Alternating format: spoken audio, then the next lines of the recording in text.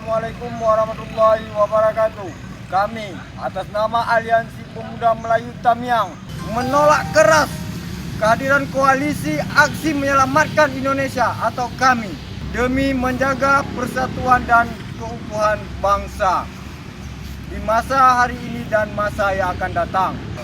Kami Aliansi Pemuda Melayu Tamiang menghimbau kepada seluruh masyarakat Indonesia dalam suasana pandemi COVID-19, mari bersama-sama untuk terus menjaga kesehatan dengan cara mencuci tangan dan memakai masker.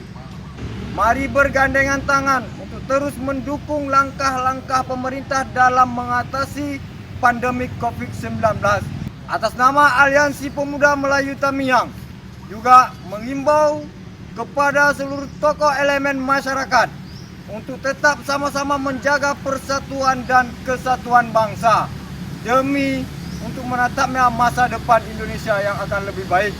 Wassalamualaikum warahmatullahi wabarakatuh.